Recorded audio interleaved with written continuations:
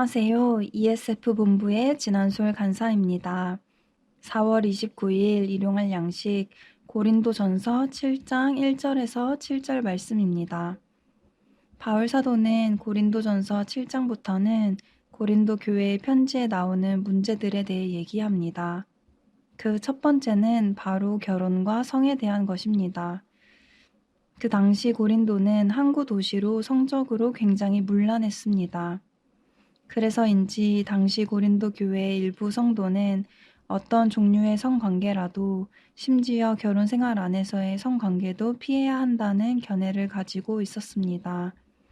1절을 보면 당시 고린도 교회에는 결혼 생활과 성은 더러운 것이라는 잘못된 금욕주의와 같은 신앙관이 팽배했음을 알 수 있습니다. 이렇게 오해하고 있는 그들에게 바울 사도는 음행과 결혼에 대해서 말합니다. 바울의 가르침을 통해 다음의 것들을 알 수 있습니다. 첫 번째는 결혼한 부부 사이에는 서로에 대한 의무가 있다는 것입니다.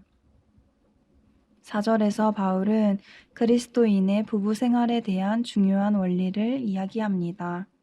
그것은 남편의 몸은 아내가 주장하고 아내의 몸은 남편이 주장한다는 것입니다. 부부는 결혼한 동시에 자신의 몸을 자신의 몸으로만 주장하지 못합니다. 오히려 서로가 상대방에게 자신을 내어줍니다. 서로가 자신의 유익뿐만 아니라 상대방의 유익에 많은 관심을 가지게 됩니다. 이 부분은 점점 더 개인주의화 되어 가고 있는 현대를 살아가는 우리에게 굉장히 낯설게 다가옵니다.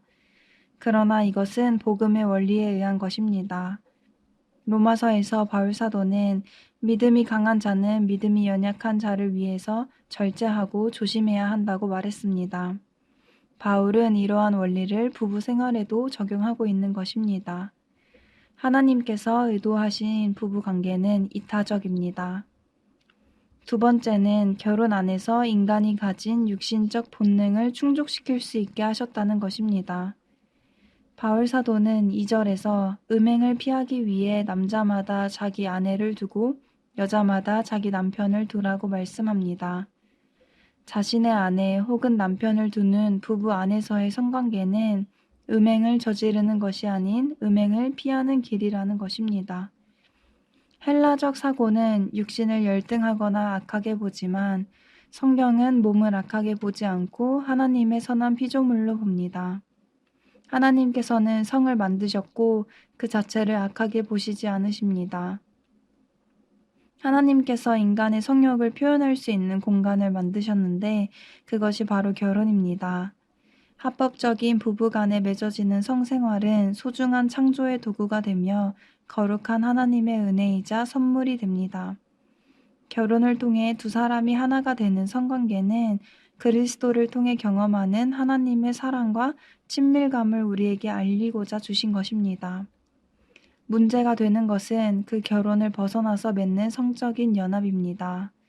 하나님께서 부부 관계 안에서 자기 남편을 두고 혹은 자기 아내를 두고 성을 누릴 수 있게 하셨는데 그것을 벗어난 성적인 연합이 음행입니다.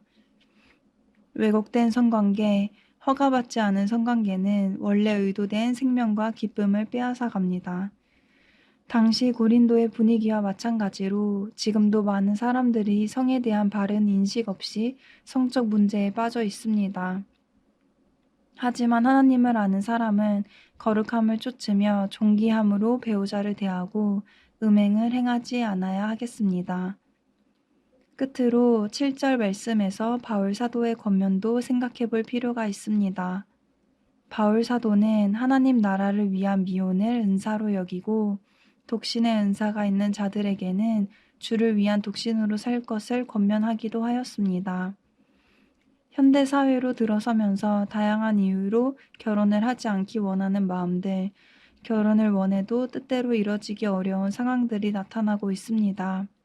결혼도 하나님이 주신 은사요, 미혼도 하나님이 주신 은사인 것을 기억하기 원합니다. 결혼을 했다면 하나님께서 결혼을 통해 나에게 맡기신 가정을 섬기고 사랑하고, 미혼이라면 미혼을 통해 나에게 맡기신 이웃과 공동체를 섬기고 사랑할 줄 알아야 하겠습니다. 오늘 하루가 우리 각자에게 주신 은사를 활용하여 이웃을 사랑하는 하루 되시기를 소망합니다.